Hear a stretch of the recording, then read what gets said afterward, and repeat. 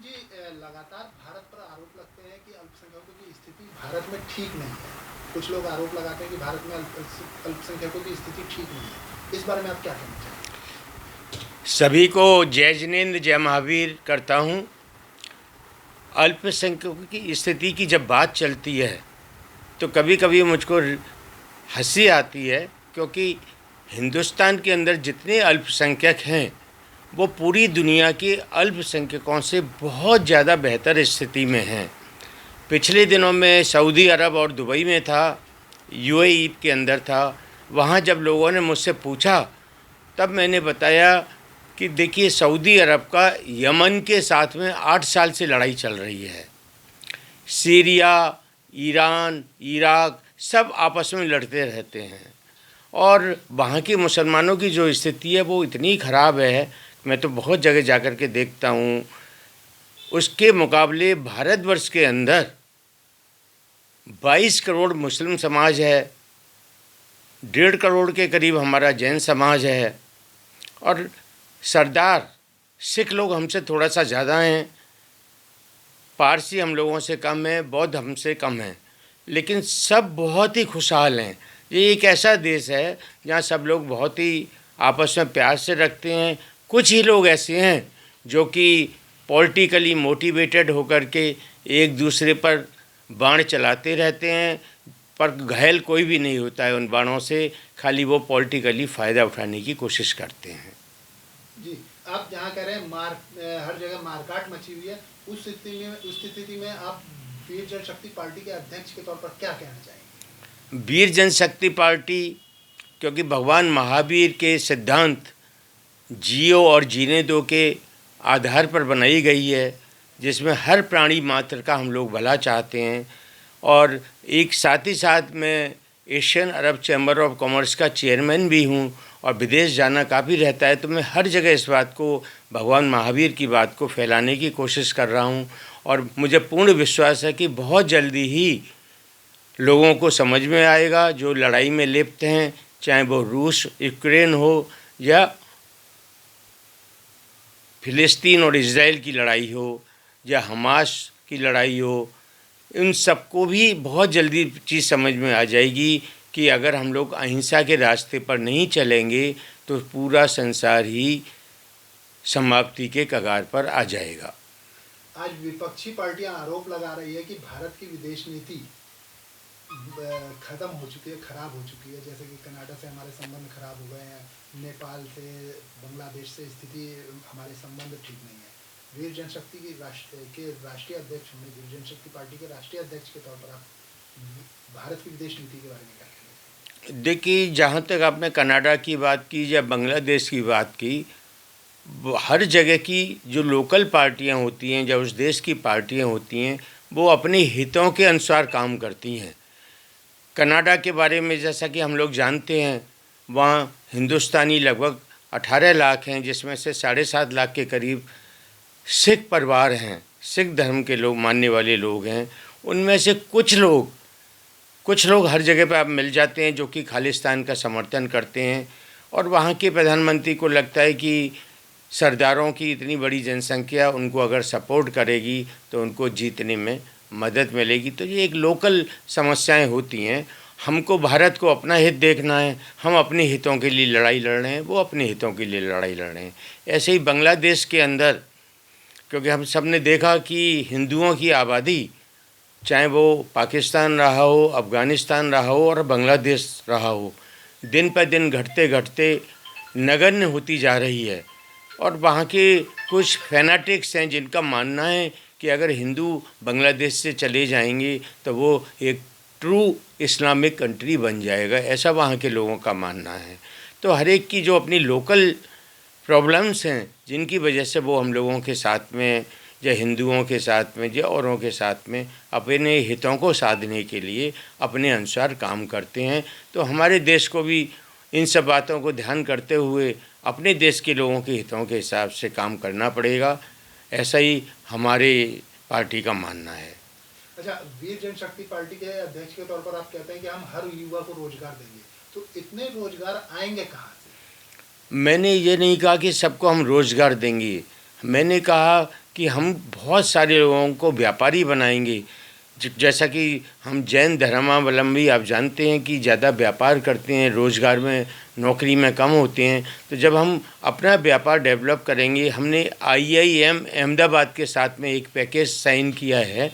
उस पैकेज को हम लागू करने जा रहे हैं, जिसके अनुसार हम यंग लोगों को, क्योंकि यंग लोगों के पास दो ही चॉइस होती है पढ़ाई करने के बाद, या तो वो नौकरी करें या फिर अपना रोज़गार करें। तो हमारा वीर जनशक्ति पार्टी चाहती कि ज़्यादा से ज़्यादा लोग रोज़गार में जाएं, जिससे वो नौकरी लेने वाले नहीं, नौकरी देने वाले बने। साथ ही साथ हमने एक और पोर्टल चालू कर रहे हैं, वो दीपावली पे चालू हो जाएगा, जिसमें हमने जैन रोज़गार योजना चालू कर रहे हैं, जिसमें कि ऐसे बच्चे जो बहुत ज़्यादा नहीं पढ़ पाते हैं या किसी वजह से वो कमज़ोर हैं और वो नौकरी में ही जाना चाहते हैं, तो उस पोर्टल से उन लोगों को बहुत बड़ी मदद मिलेगी। ये दिवाली के तुरंत बाद चालू हो जाएगा।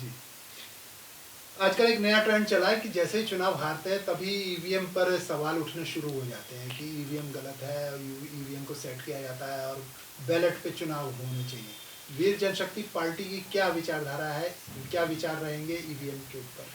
वीर जनशक्ति पार्टी दोनों ही स्थिति में खुश रहेगी, चाहे वो EVM हो या बैलेट से चुनाव हो। लेकिन मेरा मानना है कि इतना बड़ा देश, 140 करोड़ की पॉपुलेशन, जहाँ पर 60% मतदाता हैं, ऐसी जगह पर EVM से ही चुनाव कराने से हम लोगों को फ़ायदा रहेगा।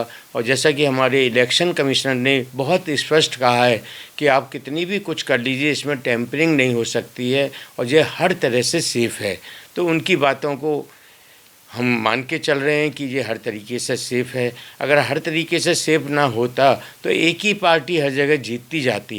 लेकिन हमने पुराने चुनावों में देखा और रिसेंटली भी हमने देखा कि हरियाणा में जहाँ भाजपा को बहुमत मिला, वहाँ जम्मू एंड कश्मीर में दूसरी पार्टी को बहुमत मिला। अतः मुझे लगता है कि अगर कहीं भी इसमें बेईमानी हो सकती तो दोनों ही जगह एक ही पार्टी को बहुमत मिलता।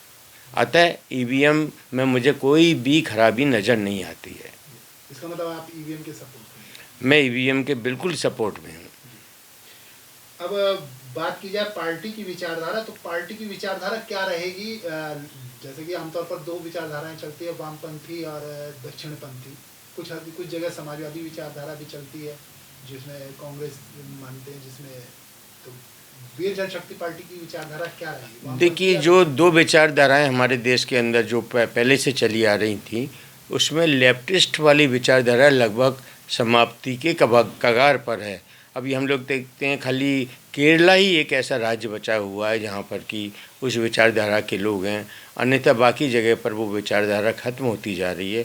लेकिन मैं इन दोनों विचारधाराओं से हट कर के हमारी पार्टी मानती है कि अगर हम जनहितकारी विचारधारा, जिसको बहुत से लोग समाजवादी विचारधारा भी कहते हैं, मैं उस विचारधारा का समर्थक हूँ, जिसमें सबका विकास हो, सबकी उन्नति हो और सभी समृद्ध बने।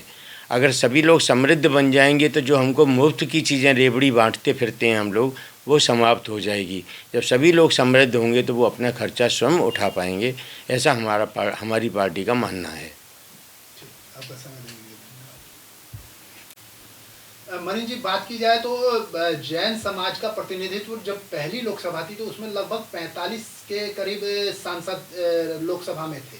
आज लोकसभा में नहीं, कोई प्रतिनिधित्व नहीं है और राज्यसभा में 3 के करीब लगभग हम समझे तो समाप्त है जैन प्रतिनिधित्व। इस विषय में आप क्या कहना चाहते हैं? लोकसभा में जहां हमारी स्थिति शून्य पर पहुंच चुकी है जैन समाज की, उसी से चिंतित होकर के सभी प्रबुद्ध जनों ने और गुरुजनों ने आदेश दिया कि हम लोगों को अपने अधिकार की लड़ाई को लड़ना चाहिए। हम किसी के विरोधी नहीं हैं, लेकिन जैन समाज जो कि अपने देश का एक विश्वसनीय समाज है, जिसकी विश्वसनीयता पर कोई भी प्रश्न चिन्ह नहीं खड़ा कर सकता, उसको ये भी अपने अधिकार हैं और उन अधिकारों के लिए हमने वीर जनशक्ति पार्टी का गठन किया है।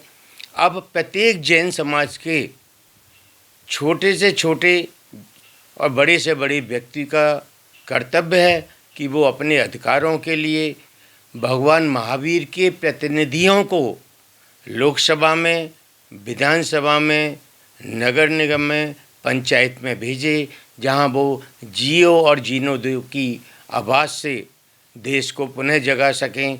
हम लोग जहां भी रहेंगे वहां अच्छी ही विचारधारा फैलाएंगे, हम अच्छी से अच्छी बातें ही करेंगे जिसमें सबका विकास हो, देश की समृद्धि हो और हर इंडिविजुअल की समृद्धि हो। अतः अब हम लोगों का दिन रात का जो सपना है वो अब जैनों को जगाने का सपना है। और जैसा हमने पहले कहा था कि जैन समाज कम होते हुए भी बहुत सारे लोगों को रोज़गार देता है। मैंने कुछ नाम भी लिए थे देश की जो बड़ी बड़ी कंपनियां हैं, देश की लगभग 60% बड़ी कंपनियां, चाहे शेयर बाज़ार हो, चाहे फिल्म इंडस्ट्री हो या इंडस्ट्रीज़ हों या बड़ी ट्रेडिंग हो, सब 60% जेंट्स लोगों के द्वारा चलाई जा रही हैं। तो ऐसा समाज क्यों वंचित रहे अपने पॉलिटिकल अधिकारों से? उसी के लिए हम लोग आज से काम करना शुरू कर रहे हैं। मेरे साथ देश के सभी प्रमुख लोग इस काम में जुड़ गए हैं। सभी गुरुओं का आशीर्वाद प्राप्त होना शुरू हो गया है और मुझे पूर्ण विश्वास है कि हम लोग अगले 2 से 3 साल में वीर जनशक्ति पार्टी को देश की प्रमुख पार्टी के रूप में स्थापित कर पाएंगे।